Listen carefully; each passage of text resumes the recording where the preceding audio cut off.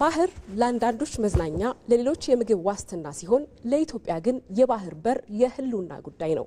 ከ130 ሚሊዮን በላይ ህዝብ ያላት ሀገር ከሰሃራ በታች ፈጣን የኢኮኖሚ እድገት የምታስመዘግበው ሀገር በቀጠናው ባለግዙፍ ኢኮኖሚዋ ኢትዮጵያ እስከ መቼ ተዘግቶባት ትኖራለች የሚለው ጥያቄ ዛሬ የብዙሃን ጥያቄ ሆኗል። ኢትዮጵያ ከ1993 ጀምሮ ከባህር በር የተለየች ሀገር በመሆኗ አጠቃላይ የሀገሪቱ ወጪ ገቢ በሌሎች ሀገራት ይሁንታ ስር ሆኗል። ጤና ይስጥልን። ዳጉ የቀጥታ ስርጭት ፕሮግራማችን አሁን ተጀምሯል። አብራችሁ እንድትቆዩ በአክብሮት እንጋብዛለን። ዛሬ ባህር በር ለኢትዮጵያ ህልውና በሚል ርዕስ ውይይት እናደርጋለን። እንግዳችን ዳኛው ገብሩ ናቸው። ከኛ ጋር ቆይታ እንድታደርጉ እናንተን በአክብሮት እንጋብዛችኋለን። መልካም ጊዜ።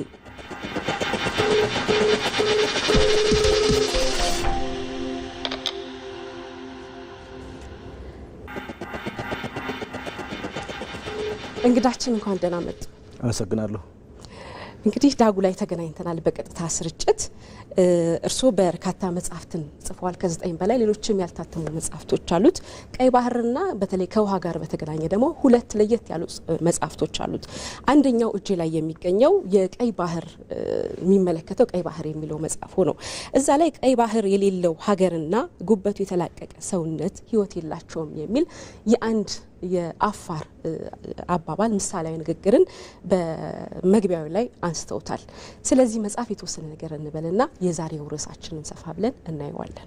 በጣም አመሰግናለሁ ጊዜ ልስጥልኝ ስለጋበዛችሁኝ። እንግዲህ እኔ መጽሐፍ እንደሚታወቀው የኢትዮጵያን ውስጣዊና ውጫዊ ጉዳይ ሲወስኑ የቆዩት 2 ውሃዎች ላይ ትኩረት ያደረጉ ናቸው። አንደኛው በሰላም ውስጥ ያለ ጦርነት የሚለው በአባይ በግብጽና በኢትዮጵያ መካከል ያለውን ጉዳይ የሚያነሳ ነው። ሁለተኛው ደግሞ ቀይ ባህር ለኢትዮጵያ ያለውን ጠቀሜታ ከዛም በፊት ቀይ ባህር የማን ነው የሚለውን ሀሳብ አንስቶ አሁን ደግሞ ቀይ ባህር የኢትዮጵያ ህልውና ጉዳይ ስለመሆኑ ለማብራራት የተጻፈ መጽሐፍ ነው። እንደተባለው የአፋር አባቶች በጣም ጥልቅ ጉዳይ አላቸው።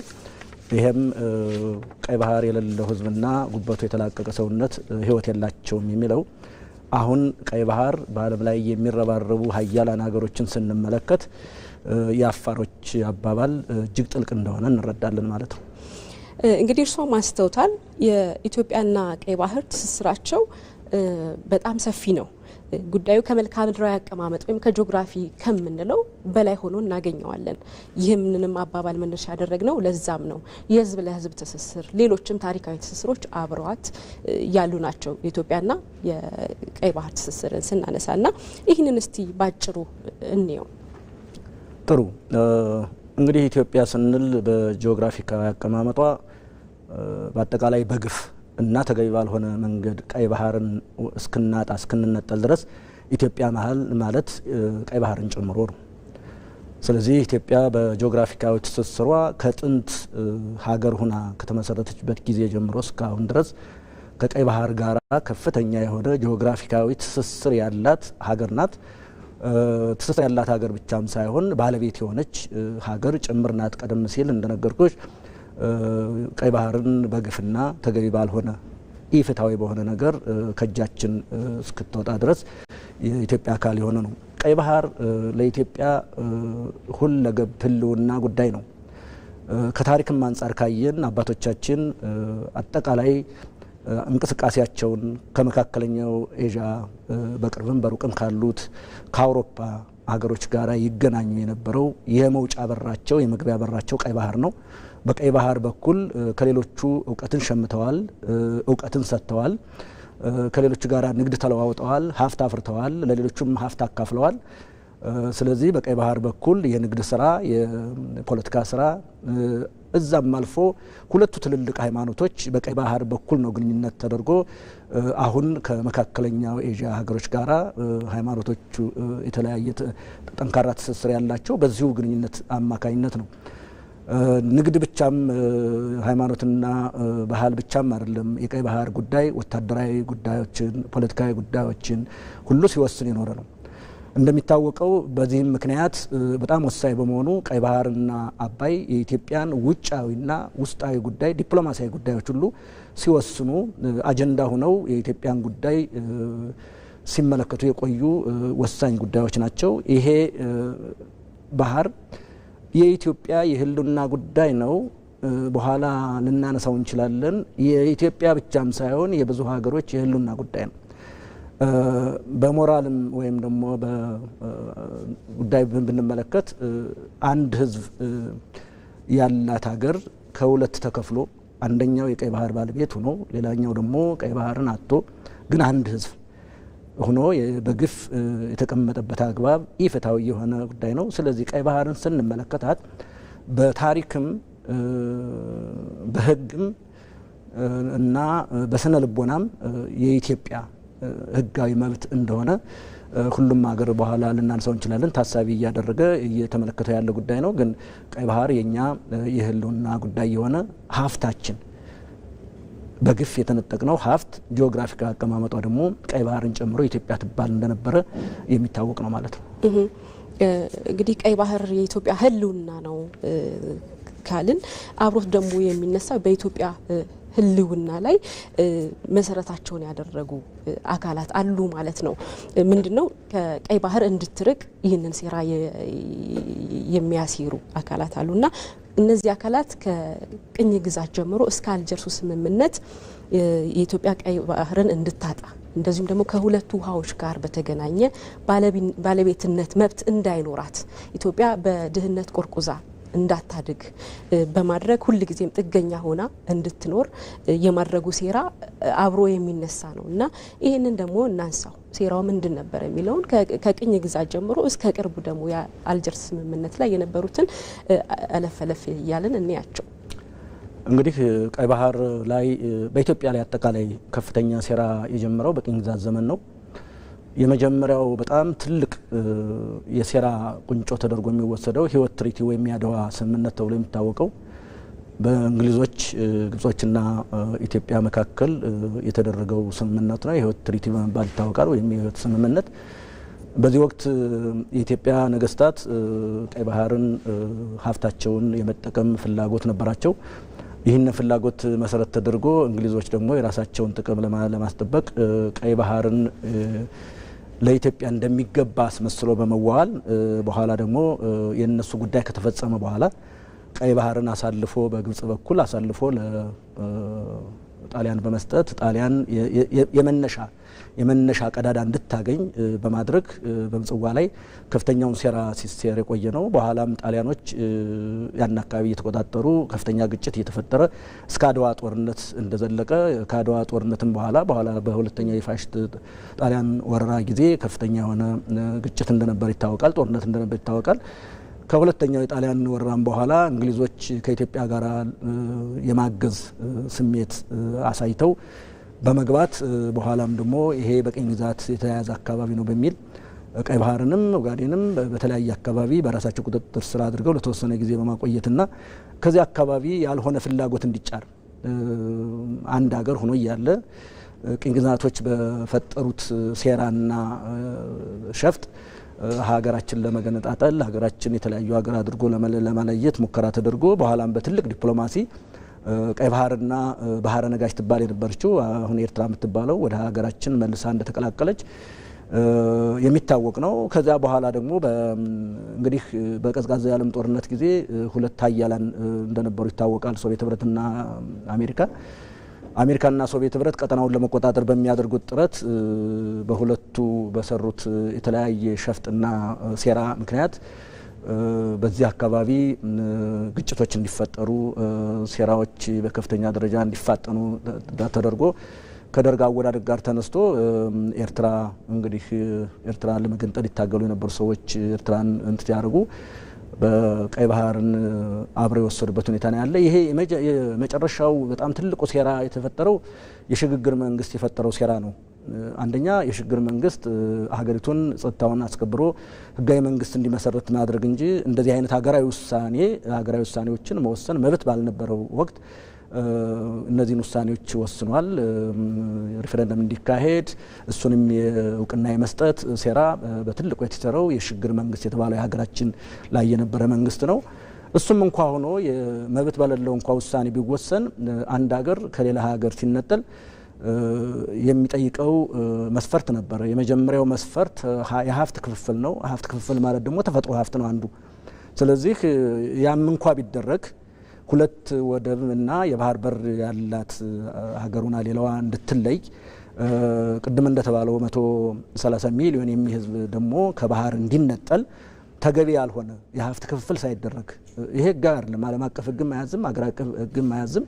ህጋዊ ባልሆነ መንገድ ሀብት ሳንካፈል እዳም ሳንሳላ እዳን እኛ ተሸክመን ሀብታችን ደግሞ ለሌሎች ተሰጥቶ ፍትሃዊ ባልሆነ ነገር ነው የተደረገ። ለዚህም ሴራ ደግሞ የግብጾች እጅ ያለበት እንደሚታወቀው በዚያ ወቅት ቡትረስ ጋሊ የተባለው ግብጻዊ የተባበሩት መንግስታት ኃላፊ ስለነበረ ይህንን ህገወጥ የሆነ ነገር ሲፈጸም ህጋዊ እንደሆነ ተደርጎ የጸደቀበት በመካከልም በተለይም በ1970ዎቹና 60ዎቹ መጨረሻ አካባቢ አሜሪካም በተሳሳተ መንገድ ቀጠናውን የመረዳት በተሳሳተ መንገድ ቀጠናውን በመረዳት ቀደም ሲል የነበረውን ቃኘው ስቴሽን የሚባለውን ከኤርትራ አንስቶ ወደ ዲያጎ ጋርሲያ ወደ ተባለ ወደ ህንድ ውቅያኖስ በመላክ አካባቢው እንዲተራመስ በተለይም ሄነሪ ኪሲንጀር የተባለው የውጭ ጉዳይ ሚኒስተር የነበረው በኋላም የአሜሪካ መንግስት የጸጥታ አማካሪ የሆነ ሰው አካባቢውን በተሳሳተ ሁኔታ በመመራት ኢትዮጵያ ራሷን መከላከል በማትችልበት ደረጃ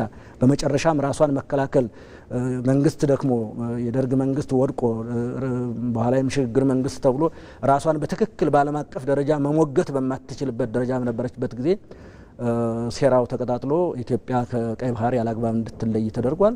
እንግዲህ ጉዳዩ የውጭ ግፊት አንዳንዶቹ የታሪካዊ ጠላቶቻችን የውጭ ግፊት፣ በሌላ መልኩ ደግሞ በተሳሳተ አግባብ ቀጠናውን የተገነዘቡ አካላት እንደ በሌላ መልኩ ደግሞ ሀገራችን ለሌሎች ሀገሮች አጋልጠው በሰጡ የሀገር ዜጎች ምክንያት ከቀይ ባህር እንድንነጠል ተደርጓል። ይሄ ሴራ እጅግ ከባድና እስካሁን ጦሱ ያለቀቀን ሴራ እንደነበር ይታወቃል። እንግዲህ ቀይ ባህር በዓለም ላይ ካሉ ትልልቅና ወሳኝ የሚባሉ የውሃ ኮሪደሮች ውስጥ 5 አካባቢ ካሉት አንደኛው ነው። እንግዲህ አሁን በሁርሙዝ አካባቢ ያለውን ሁኔታ እናውቃለን። ቀይ ባህርም እንደዚሁ ደግሞ አንዱ የደህንነትም ወሳኝ ቦታ ነው። እንደዚሁ ባቤል መንደል የመሳሰሉ አካባቢዎች የሚገኙበት ነውና ይህንን ቦታ ኢትዮጵያ በቅርብ ሆና ብታይ ለኢትዮጵያ ብቻ ሳይሆን ለቀጠናውም እንዲሁም ለዓለም ሰላም የሚኖረውን ፋይዳ ደግሞ እንየው። መልካም፣ ትንሽ ወደኛ ቀረብ ከማለታችን በፊት ቅድም ያልሻቸውን 5ቱን ጉዳዮች በትክክል እንመልከት። እንግዲህ እንደሚታወቀው የዓለም ትልቁ የደም ስር የሚባለው ነዳጅ ነው። አሁን በዚህ ወቅት ዓለምን እየገጠመ ያለው ፈተና ኢኮኖሚያዊ ብቻ አይደለም። ኢኮኖሚውን መሰረት አድርጎ የተለያየ ደህንነት፣ የፖለቲካ ቀውስ የሚፈጠርበት የተፈጠረው ሁኔታ ሆርሙዝ መተላለፊያ መሰረት አድርጎ ነው። በሆርሙዝ 20% የዓለም ነዳጅ የሚተላለፍበት ቦታ ነው። ነዳጅ የደም ስር ነው። እንግዲህ ይሄ የደም ስር የሚተላለፍበት ጉሮሮ ነው የተዘጋው። አሁን ሆርሙዝ አካባቢ እንደሚታወቀው የዓለም የንግድ ሰንሰለት የሚካሄደው 80 እስከ 90% በኋላ ላይ ነው። ይሄ በኋላ ላይ በመካሄዱም ነው የዓለም ኢኮኖሚ የሚረጋጋው። ምክንያቱም በኋላ የሚደረግ የንግድ ዝውውር ከፍተኛ ሸቀጥ ይንቀሳቀስበታል፣ ፍትሃዊ የሆነ ወይም ደግሞ ዝቅተኛ የሆነ ዋጋ ያለበት ነው። ስለዚህ የዓለም ኢኮኖሚ እንዲረጋጋ የተደረገው የባህር ላይ እንትን ችግር ገጥሞታል። ከየትም ይነሳ ከየት እንግዲህ ዓለም አሁን አንደኛው ከሌላው ሀገር ተለይቶ የሚኖርበት ህይወት የለም። በመሆኑም ነው በትንሽ ነገር አንድ አካባቢ በተፈጠረ ነገር አሁን ዓለም እየተተራመሰ ያለው። ስለዚህ 5ቱ ኮሪደሮች ዓለም 24 ሰዓት አይኑን ከፍቶ የሚመለከታቸው ኮሪደሮች ናቸው። ባለፈው የሩሲያና የዩክሬን ጦርነት ችግር በገጠመ ወቅት የተፈጠረው የተዘጋው ቦስፈረስ የተባለው ከጥቁር ባህር ወደ ሜዲትራኒያን ባህር መተላለፊያ ነው። እንግዲህ የስንዴ እጥረት በዓለም ላይ ተከስቶ እኛ ይህንን አጋጣሚ እንደ ጥሩ ሁኔታ ወስደን ስንዴ በራሳችን እንድንችል ምክንያት የሆነን በዛ ወቅት የተዘጋ አንድ ኮሪደር ነው ከ5ቱ ኮሪደሮች ማለት ነው። ሁለተኛው የፓናማ ነው። እንግዲህ የአሜሪካው ፕሬዚዳንት የአንድን ሀገር መሪ እስከ መውሰድ የደረሱበት አካባቢ በአንድ በኩል ሀብት አለ፣ ነዳጅ አለ፣ በሌላ በኩል መተላለፊያ የሆነው ትልቁ መተላለፊያ አንዱ ደግሞ ፓናማ አለ። የፓናማ መተላለፊያም አንድ እንትን ማዕከል ነው። ሌላው እንግዲህ ከሆርሙዝና ከቀይ ባህር መተላለፊያን አብሮ የሚያሳልጠው የማላካ መተላለፊያ ነው። ከሁሉ በላይ ወደ ራሳችን እንምጣና የመጨረሻው ትልቁ መተላለፊያና የዓለም 24 ሰዓት የዓለም ቅልፍ የሚመለከተው የቀይ ባህር ኮሪደር ነው።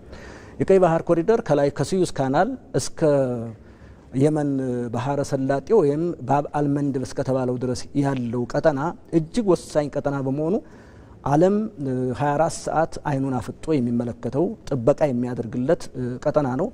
ምክንያቱም ለምንድነው ይሄ ቀጠና በዓለም ትኩረት የተሰጠው ከተባለ አንድ 3-4 ምክንያቶችን እንውሰድ። ይሄ ቀጠና የዓለም ኢኮኖሚ መተላለፊያ ቀጠና ነው። ነገር ግን ችግር የማያጣው ቀጠና ነው። እንደሚታወቀው የአረብ እስራኤል ግጭት በተለያየ ጊዜ የሚነሳው የአረብ እስራኤል ግጭት አንዱ ካንዱ ጋር የማይታረቅ በመጠፋፋት ላይ ያለ ግጭት ነው። ይህንን ቀጠና ሁልጊዜም ይረብሸዋል የዚህን የኢኮኖሚ እንቅስቃሴ። ሁለተኛው በአካባቢዎች ያለ ግጭት ነው። እንደሚታወቀው አንዳንድ ሀገሮች በአካባቢው መንግስት አልባ የሆኑ ሀገሮች ናቸው። ለምሳሌ የመንን እንውሰድ። የመን የፈረሰች ሀገር ናት። ነገር ግን ከፍተኛ ትጥቅ ያለው ሀውቲ የሚባል ታጣቂ ቡድን አለው። ይሄ ቡድን አካባቢውን ብቻ ሳይሆን ዓለምን የሚያስጨንቅ ቡድን ነው። በተለይም አሜሪካና መሰሎቿን የሚያስጨንቅ ቡድን ነው። እስከ ሚሳኤልና ድሮን በኢራን በኩል ትጥቅ የሚደረግለት ቡድን ነው። ስለዚህ ይሄ ቡድን ይህን የቀይ ባህር በተለይም ባብ አልመንድብ የተባለውን በጣም ጠባብ የሆነች መተላለፊያ ኮሪደር ችግር ውስጥ የጣለ ኃይል ነው። በሌላ መልኩ የሱዳንን የእርስ በርስ ጦርነት ብንወስድ ዓለም አቀፍ እጅ ያለበት ነው። ስለዚህ የሱዳን የእርስ በርስ ጦርነትም የሚገኘው በቀይ ባህር አካባቢ ነው። በሌላ መልኩ ሶማሊያን እንመልከት። ሶማሊያ እየተተራመሰች ያለ በተለያየ ጊዜ ችግር ያላጣት እስካሁን ድረስ ፈራርሳ ያለች። እነዚህን አካባቢዎች ስንወስዳቸው አብዛኛዎቹ በጫካ ሕግ የሚተዳደሩ ሆነዋል። መንግስት በጠፋበት ታጣቂ በገነነበት ሀገር የጫካ ሕግ ነው የሚወስነው። ስለዚህ እነዚህ አካባቢዎች በመኖራቸው የዓለም ኢኮኖሚ በዚህ አካባቢ በነጻነት እንዳይንቀሳቀስ ችግር ሆኗል ማለት ነው። በመሆኑም በዚህ አካባቢ እነዚህን ለመቆጣጠርና የየራሳቸውን ፍላጎት ለማርካት በሚል ሀያላን ሀገሮች ደግሞ እዚች አካባቢ ሰፍረዋል። ከጃፓን ጀምሮ እስከ አሜሪካ፣ ከአሜሪካም ቻይናና ሩሲያ ወይም ሌሎቹ ፈረንሳይና የመሳሰሉት በዚህ በቀይ ባህር አካባቢ የተቀመጡት የኢኮኖሚ ጥቅም ብቻ ሳይሆን የህልውና ጥቅም ስላላቸው ነው። እንግዲህ በዚህ አካባቢ የተቀመጥን የቀይ ባህር ባለቤት የነበርን ህዝቦች ከፍተኛ የኢኮኖሚ እንቅስቃሴ ያለበት በአፍሪካ ቀንድ ይኖራል ተብሎ የሚገመተው ህዝብ ወደ 300 ሚሊዮን ህዝብ ነው። ከ300 ሚሊዮኑ 130 ሚሊዮኑ ኢትዮጵያ ነው። ይሄ ማለት ወደ 43 ወደ 45 አካባቢ የሚሆነው ህዝብ የሚኖርበት ሀገር፣ ቅድም እንዳልነው ከፍተኛ የሆነ የኢኮኖሚ እንቅስቃሴ ያላት ሀገር፣ በባህልና በፖለቲካ ከቀጠናው ሀገሮች ከፍተኛ ተጽዕኖ ያላት ሀገር ከባህር በር ተለይታ ነው ያለችው። ስለ ባህር በር ስናነሳ ብዙ ሰዎች በሞኝነት እንደሚያነሱት ስለ ወደብ ብቻ አይደለም። አጠቃላይ የባህር በር ጉዳይ የኢትዮጵያ ህልውና ጉዳይ ነው። ብዙ ሀገሮች ታላቅነታቸው የሚረጋገጠው አንዱ ጉዳይ በባህር ላይ ባላቸው ይዞታ ነው። ሀያልነታቸው የሚረጋገጠው ወደ ዓለም በሰላም ለመተላለፍ ዓለም ጋራ ለመገናኘት የባህር በር ግድ ነው። የባህር በር ሸቀጥ ብቻ ማመላለሻ አይደለም፣ ሚስጥር መጠበቂያም ጭምር ነው። አንድ ሀገር ወደ ሀገር የምታስገባውና ወደ ውጭ የምታስተላልፈው በሌሎቹ እጅ ከሆነ ሚስጥሯም የባከነ ሀገር ነው። ስለዚህ እኛ የተጎዳ ነው ሚስጥር ማባከን ጭምር ነው። ሀገራችን ሚስጥሯ የተጠበቀ ኢኮኖሚያ የተሳለጠ ሀገር እንድትሆን የባህር በር የሌላት ሀገር ደግሞ የፈለገ እድገት እንኳ ብታፋጥን ወደ ኋላ የሚጎትታት በርካታ ነገሮች እንዳሉ ይታሰባልና ይህን ሁሉ ተሸክማ የቆየች ነገር ግን አሁን ይሄ ሸክም ሊቀጥል የማይችል ከዚህ በኋላ በዚህ ጉዳይ ኢትዮጵያ ልትቀጥል የማትችል ሀገር እንደሆነ ታሳቢ ተደርጎ ጥያቄው ተነስቶ እየተበላላ ያለበት ሁኔታ ነው ያለው። ጥሩ አንስተዋል። እንግዲህ የባህር ኃይል እንዲቋቋም ተደርጓል። ጠቅላይ ሚኒስትር አብይ አህመድ ወደ ስልጣን ከመጡ በኋላ እንዲሁም ደግሞ የቀይ ባህር ጉዳይ ተዳፍኖ የቆየው ጉዳይ እንደ መንግስት በድፍረት ጥያቄው ወደ ህዝብ ቀርቦ ከኢትዮጵያም አልፎ የተለያዩ ዓለም ሀገራት የተለያዩ ተቋማት የኢትዮጵያ ጥያቄ ትክክል ነው እስከ ማለት የደረሱበት ትልቅ ውሳኔ የተወሰነበት ጥያቄ ሆኖ ለኢትዮጵያ እንደ አንድ እመርታ ሆኖ የሚታይ ነው። በእርግጥ ከዚህ በኋላ የሚጠበቁ ብዙ ነገሮች ቢኖሩ ማለት ነው። እንግዲህ እርስዎ እንዳሉት ቀደም ሲል ዶክተር አብይ አህመድ በተናገሩት ንግግር ላይ የባህር ጉዳይ ገመና ነው ብለዋል። እያንዳንዱ ወደ ኢትዮጵያ የሚገባ ጉዳይ ከኢትዮጵያ የሚወጣ ጉዳይ በሌሎች ሀገራት ቁጥጥር ስር ነው ብለዋልና ይህንን የተናገሩትን ንግግር ባጭሩ ተከታትለን እዚሁ ላይ ደግሞ የተወሰኑ ሀሳቦችን አንስተን እንመለሳለን።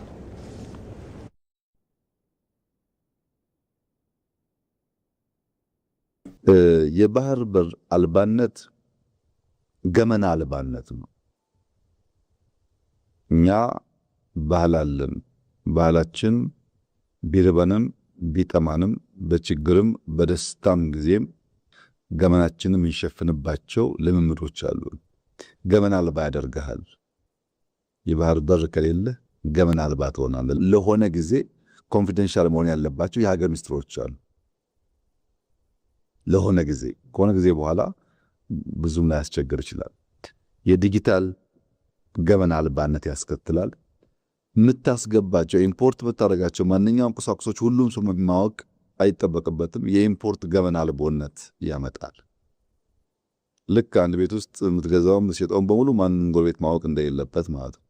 የኤክስፖርት ገመና አልቦነት ያመጣል። የምትሸጠውን ለማን፣ የት፣ መቼ ሁሉ ነገር መታወቅ የለበት። ያው የጂኦፖለቲክሱ ኮምፒቲሽን ፍላጎት የሚታወቅ ስለሆነ ማንኛውም እንቅስቃሴን ሰው የሚያክ ከሆነ በአጭሩ ሊጨነግፍ ስለሚችል የሎጂስቲክስ ወጪ ላይ ያለው እንድምታ በጣም ከፍተኛ ነው። የባህር በር ካላቸው ሀገራት አንጻር ከኛ ጎረቤቶች አንጻር ከ50 እስከ 100% ዋጋ ይበልጣል። ሎጂስቲክስ ላይ አንድ ምርት ከቻይና ገብቶ ናይሮቢ የሚሸጥበት ዋጋ እኛ ጋር ገብቶ ከሚሸጥበት ዋጋ ቢያንስ 30% የዋጋ ጭማሪ እኛ ጋር ይኖረዋል። ኮስት ስላለው ማለት ነው። ስትገዛ ስትንቀሳቀስ የምታወጣቸው ወጪዎች ደምራልም ትርፍህን ማርጂንን ጨምረህ የምትሸጠው። በዚያ ምክንያት በኬንያ ማርኬት የምታየውና በኢትዮጵያ ማርኬት የምታየው በባህር በር ምክንያት ብቻ ከፍተኛ ዋጋ ጭማሪ ይኖረዋል። መልካም ተመልሰናል። እንግዲህ ገመና አልቦነት ነው ብለው ነው የገለጹትና ይህንን ሀሳብ እንየው። የሚወጣም የሚገባም እያንዳንዱ ጉዳይ ሌሎች ሀገራት ጎረቤት ሀገራት ያዩታል ማለት ነው። ማየት ብቻ አይደለም፣ ፍቃድን መከልከል ሊኖር እኮ ይችላል። ነገ እኮ አይ በቃ ይህ ነገር አይገባም ሊሉም ይችላሉ አይደል? እሱን እንየው። ጠቅላይ ሚኒስትራችን በትክክል ኃይለ ቃል ነው የተናገሩት። ገመና አልባ በጣም ጥልቅ ጉዳይ ነው። እንግዲህ አንድ ሀገር በራሷ ውስጥ የምትይዘው ለተወሰነ ጊዜ ሊሆን ይችላል፣ ለረጅም ለአጭር ጊዜ ሊሆን ይችላል፣ የምትይዘው ሚስጥር አላት። ይህን ሚስጥር ለመያዝ የራስ ሀብት ያስፈልጋል። የራስ ሀብት ከሌለ፣ የባህር በር ከሌለ ባዶነት ነው የሚሰማሽ። አንደኛ በሌሎቹ ፍቃድ ነው የምትንቀሳቀሹ። እንደተባለው ዛሬ ሊከለክሉሽ ይችላሉ፣ ነገ ሊፈቅዱልሽ ይችላሉ። መከልከልና መፍቀድ ብቻም ሳይሆን ያንገራግራሉ። እንዲህ መደራደሪያም ሊያበጅሽ ይችላሉ። ስለዚህ ባዶነት ነው። የባህር በር አሁን ከባድ ጥያቄ ነው ለዓለም ላይ። እንዲያውም የቀይ ባህር ኮሪደር አንዳንድ ሰዎች ምን ይላሉ፣ አንዳንድ ምሁራን ምን ይላሉ፣ የባህር በር ከሌለህ ጎረቤቶችን ታገለግላለህ፣ ትማጸናለህ፣ ከፍተኛ ገንዘብ ትከፍላለህ፣ ኢኮኖሚን ታባክናለህ ማለት ነው። የባህር በር ከሌለ የምናገለግለው ጎረቤቶቻችን ነው። የባህር በር አለን ብለው የሚያስቡ ወደብ ምን ብለው የሚያስቡ ሰዎች ቁጥጥር ስር ነን ማለት ነው። የምናገለግለው ማንን ነው? እኛን ሳይሆን ጎረቤታችን ነው ማለት ነው። የባህር በር ወደብ ካለህ ግን ዓለምን ታገለግላለህ ማለት አንተም ትጠቀማለህ፣ ለዓለምም ትጠቅማለህ። ዓለም እና አንተ ያለምንም ከልካይ ትገናኛላችሁ ማለት ነው። ያለምንም ፈቃጅና ከልካይ መገናኘት የሚችል ቁመና ይኖርሃል ማለት ነው። አሁን እየተደረገን ያለነው እሱ አይደለም። አንደኛ ሚስጥራችን እየባከነ ነው። የምናስገባቸው ነገሮች ሁሉ የምናደርጋቸው እንቅስቃሴዎች ሁሉ በሰው ካሜራ ውስጥ ነን፣ በሰው እይታ ውስጥ ነን፣ በሰው ሀገር እይታ ውስጥ ነን። ይሄ ለኢትዮጵያ በጣም ትልቅ ጉዳት ነው። አንድ ሀገር ሚስጥሯ ካልተጠበቀ ደግሞ በአሸናፊነት አትዘልቅም። ምናልባትም ለተሸናፊነት መነሻ ሊሆን ይችላል። ስለዚህ አንዱ ትልቁ ነገር ይሄ ነው ማለት ነው። ሁለተኛው ኢኮኖሚው ላይ የሚያሳድረው ተጽዕኖ ነው። እንግዲህ ኢትዮጵያ በአካባቢው ካሉ ሀገሮች ከፍተኛ የሆነ የኢምፖርት ኤክስፖርት የምታደርግ ሀገር ናት። ይህን ሁሉ እንቅስቃሴ በሚደረግበት ጊዜ ለእንቅስቃሴው የምትከፍለው የምትከፍለው ዶላር በህብረተሰቡ ውስጥ ከፍተኛ የሆነ ተጽዕኖ ያሳድራል። በሸቀጦች ላይ ከፍተኛ የሆነ የዋጋ ጭማሪ ያስከትላል። ይሄ ደግሞ ለሀገር መረጋጋት፣ ለህዝብ ሰላም፣ ደህንነት፣ በሌላ መልኩ የኢኮኖሚ ተጠቃሚነት ከፍተኛ ችግር ይሆናል ማለት ነው።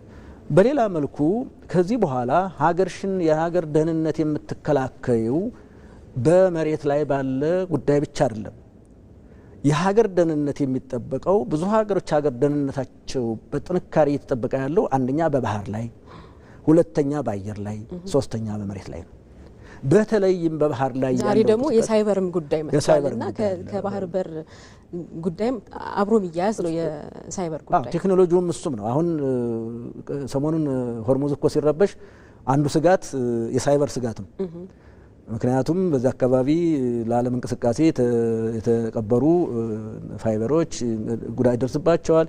ከዛ ባሻገር የፋይበር ጉዳት ደግሞ ቴክኖሎጂ በበርካታ ጥቅሞችና ጉዳቶች ይዞ እየመጣ ነው ያለው። በአግባቡ ከተጠቀምሽበት አሸናፊ የምትሆኝበት፣ በአግባቡ ካልተጠቀምሽበት ደግሞ ተሸናፊ የምትሆኝበት ነው። ስለዚህ ቴክኖሎጂውን ለመጠቀም የኢኮኖሚ እንቅስቃሴውን ለመጠቀም የሀገርን ደህንነትና ሕልውና ለመጠበቅ የባህር በር የግድ አስፈላጊ ነው። አሁን ጠቅላይ ሚኒስትራችን ቀድመው የባህር ኃይል ያዘጋጁት እንደሚታወቀው ከፍተኛ የሆነ የባህር ኃይል የነበረን ሀገሮች ነን። የተደራጀ የባህር ኃይል መርከቦችና ጀልባዎች የነበሩን እስካሁን ድረስ ቆይቶ ቢሆን ኖሮ ከዓለም ጋር ምን ያህል ተፎካካሪ የባህር ኃይል ሊኖረን እንደሚችል ታሳቢ መደረግ ነበረበት። የሌሎች ሀገራት ድረስ የሚጠቅም ነበር።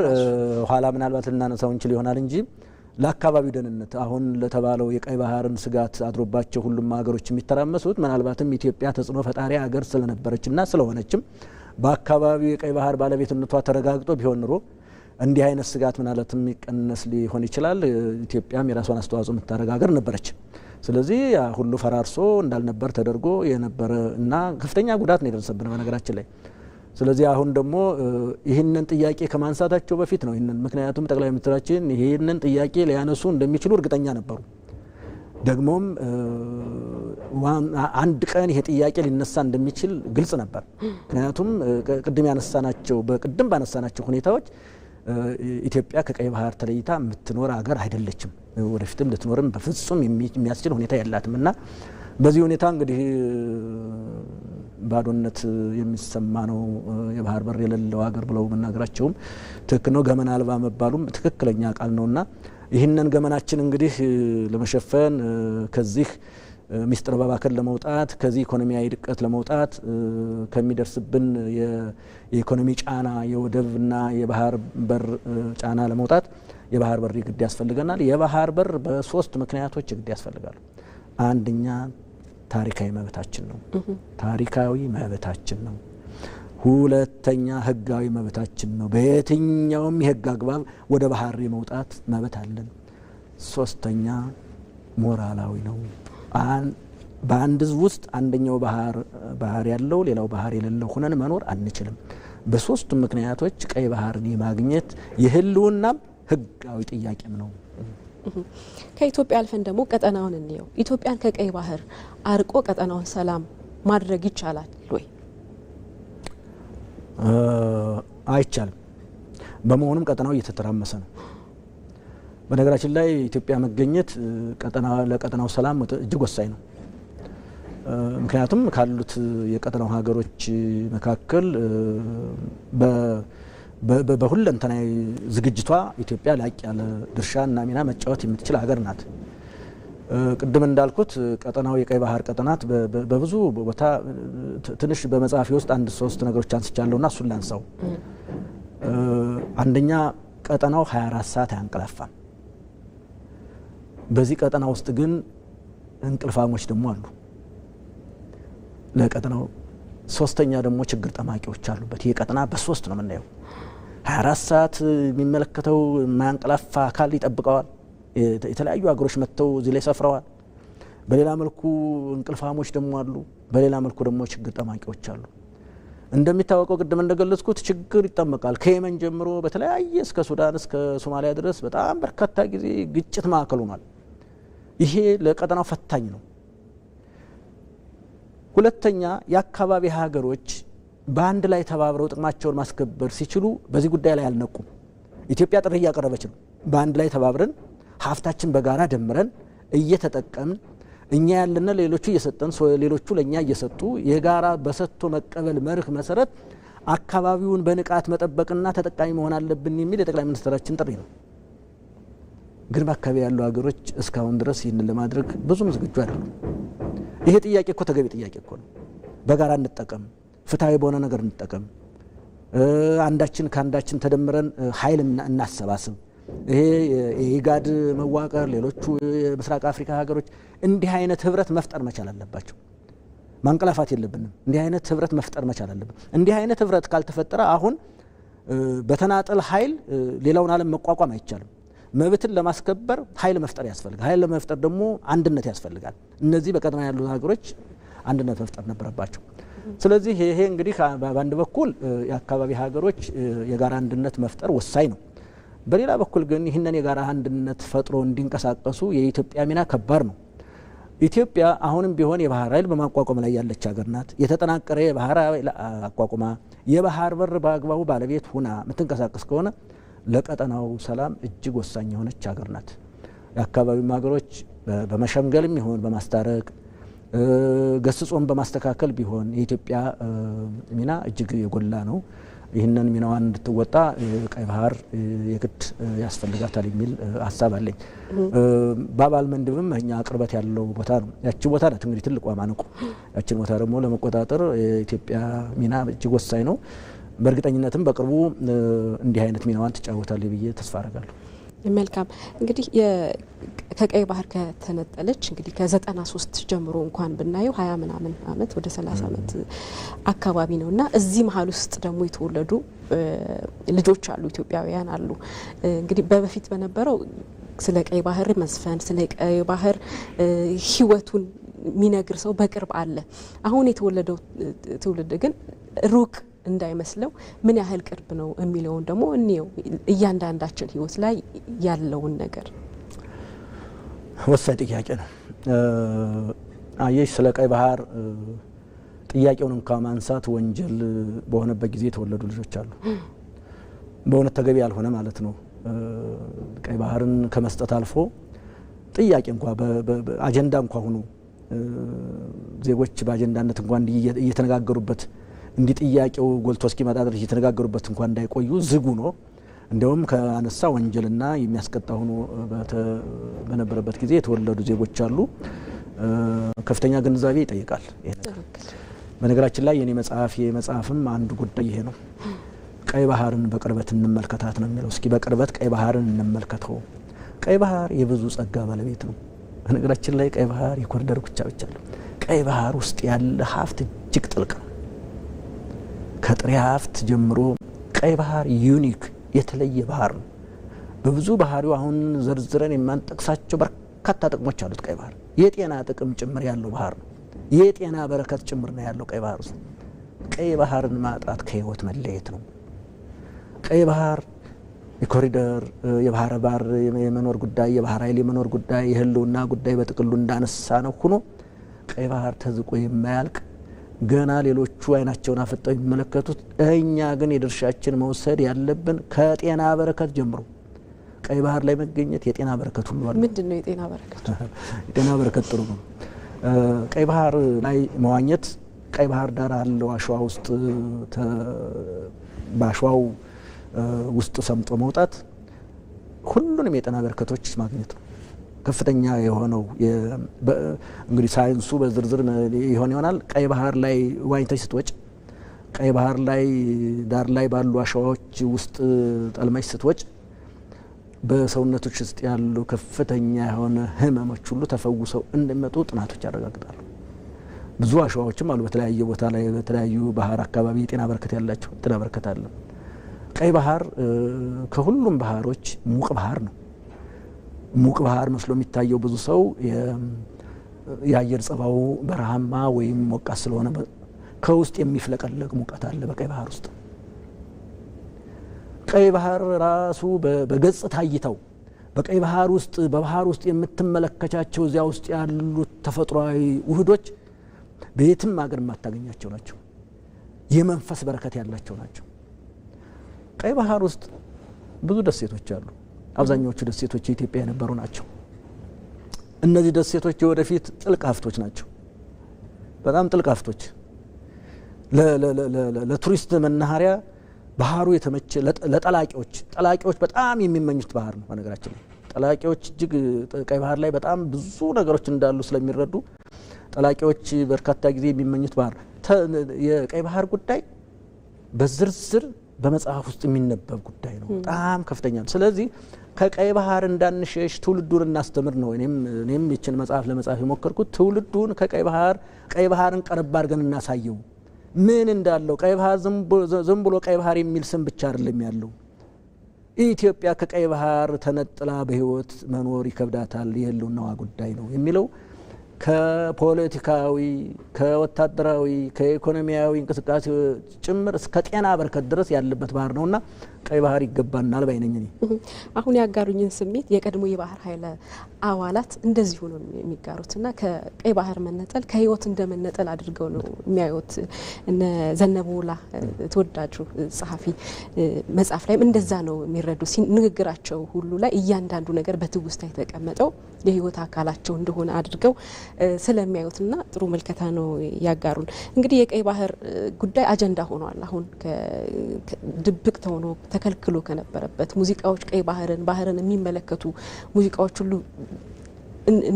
እንዳይሰሙ ከተደረገበት እንዳይነገር ከተደረገበት አሁን የጋራ አጀንዳችን ሆኗል። ተቃዋሚ ባይባልም እንግዲህ ተፎካካሪ ፓርቲዎች ራሱ አሁን በዚህ ባለን በቀጣዩ ምርጫዎች የባህር በር ምልከታዎቻቸው ተመሳሳይ ወይም አንድ አይነት ሊባል የሚችል ነው እና ይህ የጋራ መሰባሰቢያችን አጀንዳ መሆኑ ለኢትዮጵያ የጋራ እድገት ያለው ሚና ምንድን ነው? በህይወት ላይ መለያየት ሊኖር አይገባም። ቀይ ባህር የህልውና ጉዳይ ነው ካልን የኢትዮጵያን ህልውና ኢትዮጵያ ውስጥ የሚኖርና የኢትዮጵያ ዜጋ የሆነ ዓለምም እኮ ፍትሃዊ አድርጎ ወስዶታል። እንኳን እኛ ኢትዮጵያኖች ምን ሊያለያየን ይችላል? የቀይ ባህር ጉዳይ ይልቅስ በቁጭት እስካሁን ለጠፋብንና ላጣነው ነገር በቁጭት ነው መነሳት ያለብን፣ እጅግ ተቆጭተን ማለት ነው። የቀይ ባህር ጉዳይ የሀገር ጉዳይ ነው ካልን፣ የሀገር ሚስጥራዊ ጉዳይ ነው ካልን፣ የሀገር ሀብት ጉዳይ ነው ካልን፣ የጋራ ኢኮኖሚያዊ ጠቀሜታ ጉዳያችን ነው ካልን፣ በጋራ የምንጠቀምበትም ጉዳይ ልዩነት ሊኖረን አይገባም። ይልቁንም ያለ ልዩነት በቀይ ባህር ላይ ተባብረን ማዜም አለብን። ቀረብ ብለን ማየት መቻል አለብን። በርቀት ተመልክቶት ነው ትውልዱ አሁን ለዚህ ችግር እየደረሰ ያለ። በርቀት ነው የተመለከተው። ቀደም ሲል በዛ በቦታው ላይ የነበሩ ሰዎች ትዝታቸው ማለቂያ የለውም። ትዝታቸው ማለቂያ የሌለው ጥቅሙን ስላዩት ነው። በዚያ ላይ ያለውን ፍቅር ስላዩት ነው። በጣም ፍቅር የሆነ ባህር ነው ይሄ ባህር የኢትዮጵያ ህልውና ከሆነ ደግሞ ለጋራ ህልውና አንድም አይነት መለያየት ሳይኖር ሁሉም አካል ጠቅላይ ሚኒስትሩን ጥሪ ተቀብሎ ቀይ ባህር ኮሪደር እንድናገኝ የምናደርገውን እንቅስቃሴ ሁሉ ያለ ምንም ሪዘርቬሽን መደገፍ ያለበት ነው ብዬ አስባለሁ። ምክንያቱም ሀገር ስትኖር ነው ሁሉም ነገር የሚኖረው። በሌላ ጉዳይ በልዩነትም በአንድነትም በፈለገው ነገር ልንነጋገር የምንችል መጀመሪያ ሀገር ህልውና ሲጠበቅ ነው። የሀገር ህልውና ከሌለ የትኛውም ነገር መነጋገር አንችልም። ሀገር ወሳኝ ጉዳይ ነውና የትኛውም አካል በቀይ ባህር ላይ ያለውን ነገር የጋራ አስተሳሰብ መያዝ አለበት፣ ይዛልም ብዬ ተስፋ አደርጋለሁ። ከሁሉ በላይ ደግሞ እስኪ ስለ ቀይ ባህር ሁላችንም እንመርምር፣ እንየው፣ ጠጋ ብለን የተጻፉ መጽሐፍቶችን እንያቸው። ምን ይላሉ? ምንድነው ቀይ ባህር ላይ ያለን ነገር የሚለው ነገር ብናይ መልካም ይመስለኛልና እውነት ነው። በዚህ ላይ ልንለያይ አይገባም። እንግዲህ የኢትዮጵያ ወደ ቀይ ባህር መመለስ የሚቻልባቸውን አማራጭ እንግዲህ እንደ መንግስት የተቀመጡ ናቸው። በሰጥቶ መቀበል በዲፕሎማሲያዊ መርህ ወደ ቀይ ባህር ተመልሰን የምንወጣበት የሰጥቶ መቀበል መርሆች ወጥተዋል፣ ይፋ ተደርገዋል። ይህንን መጠቀም ለሌሎች ሀገራት እንደ እድል ነው፣ አብሮ የማደግ አማራጮችም ናቸውና እርስዎ እንደ ምሁር እዚህ ላይ ያለው እይታ ምንድን ነው? እንግዲህ ትልቁ ነገር እሱ ነው። የአካባቢ ሀገሮች መተባበር አለብን ብዬ ቅድም ያነሳሁት ይህንን ነው። ኢትዮጵያ ወደ ቀይ ባህር ስትመለስ የፈለገችው በሰጥቶ መቀበል ነው። ዞሮ ቀይ ባህር ሀብቷ የነበረም ቢሆን መብቷ ታሪካዊና ሕጋዊ መብቷም ቢሆን አሁን ግን ወደ ቀይ ባህር ስትመለስ ከአካባቢ ሀገሮች ጋር በመተባበር በሰጥቶ መቀበል ወደ ቀይ ባህር ኮሪደርነት መመለስ አለብኝ የሚለው ጥያቄዋ በዓለምም እጅግ አስደናቂ የሆነ ጉዳይ ነው። ዓለምም እየተቀበለ ይህንን ሀሳብ እያራመደ የሚገኝበት ጉዳይ ነው። ምክንያቱም የአካባቢ ሀገሮች በእውነተኛ ጋር ሊተባበሩ ይገባል። እኛ እኮ እስካሁን ድረስ ስንሰጥ የኖርን ሀገሮች ነን። 12 ወንዞቻችን ለሁሉም ሀገሮች እንሰጣለን። ሶማሊያ የሶማሊያ ህልውና የኛ ወንዞች ናቸው። እኛ ኢትዮጵያ የሚነሱ ወንዞች ናቸው። ሁሉም ወንዞቻችን ተደምረው ወደ ጁባ ወደሚባል ተቀይረው ሶማሌን እያጠጡ ያሉ የሶማሊያን ህዝብ ህልውና የሰብል የመጠጥ የከብቶቻቸውና የመሳሰሉት ነገሮች ህልውና ሆኖ ያለው ከኢትዮጵያ የሚሄድ ነው። እስካሁን በመስጠት ላይ ነን። የሚን ሩዶልፍ የሚገባ የኢትዮጵያ ወንዝ ነው ሩዶልፍን ከጨዋማነት ነጻ እያደረገ ኬንያን የሚጠቅም ደቡብ ሱዳን፣ ሰሜን ሱዳን፣ ግብጽ፣ ሌሎችም ሀገሮች ኤርትራን ጨምሮ እኛ እስካሁን ድረስ እንሰጥ ነው ይኖር። እንዴት የምንሰጥ ሀገር ጥያቄ ስናነሳ ሪዋርድ ወይም ደግሞ መልስ አይሰጠንም እንዴ? ከኛ ብቻ መቀበልን ብቻ ከሆነ መቀበል ብቻ አብሮ ያኗኑርም አብሮ የሚያኗኑረው መስጠትና መቀበል ሲሆን ነው። እኛ እስካሁን ድረስ እየሰጠን ነው። 12 ወንዞቻችን በሁሉም ሌሎችም ጉዳዮች መብራትም ሌሎችም ነገሮች ለማጋራት ሙከራ እያደረግን ነው።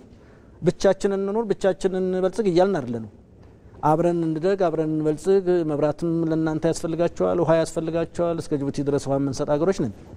ውሃ ያስፈልጋቸዋል፣ ውሰዱ፣ ተጠቀሙ፣ እኛም እንጠቀም። የኢትዮጵያ ጉዳይ የጋራ ተጠቃሚነትን ጉዳይ ነው የምታነሳ። የግል ተጠቃሚነትን አንስታ አታውቅም። የግል ተጠቃሚነትን የሚያነሱ ሀገሮች ይህንን መተው አለባቸው። አሁን የተጠየቀውን ጥያቄ በቅንነት ተቀብለው በሰጥቶ መቀበል የባህር በር ጥያቄያችን ምላሽ ማግኘት አለበት። ነገር ግን በየትም ይሁን በየት በዚህኛው ባይሳካ በዛኛው ኢትዮጵያ ግን የቀይ ባህር ኮሪደር ባለቤትነቷን ማረጋገጥ ግን ከዚህ በኋላ ግድ ነው። የለውና ጉዳይ ነው። ከዚህ በኋላ የማይመለስ ጥያቄ ነው የሚሆነው። ከዚህ በኋላ ኢትዮጵያ ልትራመድ የባህር በር ትታ ልትራመድ አትችልም። የማትራመድ ከሆነ አማራጩ ቅድም በተባለው በሰጥቶ መቀበል ነው። ሌሎች አማራጮች ከዚህ አልፎ ሌሎች አማራጮች የሚኖርም ከሆነ ኢትዮጵያ በየትኛውም አማራጭ የባህር በር ማግኘት የሚያስፈልጋል። ታሪካዊ ጠላቶች አሉን። አባይን ብቻችን እንጠቀም ኢትዮጵያም የባህር በር ሊኖራት አይገባም ብለው በርቀትም በቅርበትም ወዲያና ወዲህ የሚያማስሉ ታሪካዊ ጠላቶች አሉን። እነሱም ማረፍ አለባቸው። ምክንያቱም ኢትዮጵያ እየሰጠች ነው። አባይንም ቢሆን ብቻዋን እየተጠቀመች አይደለችም። ወንዟ የራሷን ቢሆን ታውቃለህ። የአካባቢ ጥበቃ ስራዎችንም ብቻዋን እየጠበቀች ነው። እንግዲህ ወንዙ ጉልበት ሊያገኝ የሚችለው ይልቅስ ግብጽ ድርቅ በሆነ ሰዓት ምን ይሆናል የሚል ትተውና ድርቅ እንዳይኖር ለምናደርገው የአካባቢ ጥበቃ እገዛ ማድረግ ነው። ሌሎች ሀገሮች እኮ የሚያደርጉት ይሄን ነው። አንድ ሀገር የውሃ ምንጭ ከሆነ ያ የውሃ ምንጭ ሀገር እንዳይደርቅ እንዳይነጥፍ የአካባቢ ጥበቃ በጋራ መስራት ነው። ግብጽ የሚጠበቅባት የአካባቢ ጥበቃ ስንሰራ በጋራ መስራት ነው። ምክንያቱም አመቱን ሙሉ ፍሰቱ ሳይጓደል እንዲፈስ የሚደረገው እንጂ ዝም ብሎ ተቀምጦ እንዲህ ሲሆን እንዴት ታደርጋላችሁ የሚለው ፍትሃዊ አይደለም፣ ለእኛም ተቀባይነት የለውም። ስለዚህ ግብጾችም ውሃ ያለ ክፍያ የምንሰጣቸው እኛ ነን። ያውም ንጹህ የሚባለውን በዓለም ላይ ንጹህ የሚባለው ፍሬሽ ወተር በቃ እንደ ግመል እንደ ላም በቀጥታ አልበሽ የምትጠጪው። ሌላው ሀገር እኮ በጣም የተበከለ ውሃ ብዙ ነው ያለው። ለዚህ ንጹህ ለሁሉም 12 ወንዞቻችን እስካሁን ድረስ ፍሬሽ ዋተር ናቸው፣ ንጹህ ናቸው። እነዚህን የምንሰጣቸው ሀገሮች በጸጋ እየጠጡ በእኛ ሀገር የውስጣዊና የውጫዊ ፖለቲካ ጉዳይ ላይ ማማሰል የለባቸውም። ስለዚህ እነዚህም ሀገሮች ወደ ቀልባቸው መመለስና አባይን በጋራ እንጠቀም ብለን እንዳደረግ ነው። ጀርሻም እንግዲህ ሁለቱ ውሃዎች ጉዳይ ሲወስን ቆይቷል። የአባይ ጉዳይ አባይን ለመግራት ሞክረናል፣ ተገርቷል። የሚቀሩ ሽርፍራፊ ነገሮች ይኖራሉ። እሱ በዲፕሎማሲያዊ ጉዳይ ይሄዳል፣ እንዳስፈላጊነቱ ምላሽ ያገኛል። ሞስት አባይን ገርተነዋል ማለት ነው። አባይ ወደ ምንድነው ወደ ምኑ ሲፈስ ተብሎ የተዘፈነውም ጥሩ ዘፈን ነው። ወደ አንጀታችን ፈሷል። አሁን ተጠቃሚነታችን እየተረጋገጠ ነው። እርግጥ ጥንቃቄ ያስፈልገዋል። ጠላቶቻችን ነቅቶ መጠበቅ ይጠይቃል። የቀይ ባህር ጉዳይም በቅርቡ ይጠናቀቃል ብዬ አስባለሁ። ምክንያቱም የቀይ ባህር ጉዳይም ከዚህ በኋላ አጀንዳ ሆኖ የኢትዮጵያን ጉዳይ እያማሰለ መኖር የለበትም። ኢትዮጵያ ተጠቃሚነቷን ማረጋገጥ እንጂ የኢትዮጵያን ጉዳይ ከዛም እያማሰለ የሚቆይ ችግር መሆን የለበትም። በቅርቡ ችግሩ ተፈቶ የባህር በር ባለቤት ሆነን ሚስጥራችንን ተጠብቆ ኢኮኖሚያችንም አድጎ ለአካባቢው ሀገሮችም መልካም አርአያ ሆነን በበጎ ተጽዕኖ ፈጣሪዎች ሆነን ሌሎችንም አብረን የምናሳድግ እኛ የምናድግ ሀገሮች እንሆናለን ብዬ ተስፋ አደርጋለሁ። በጣም ነው ማመሰግነው። አመሰግናለሁ።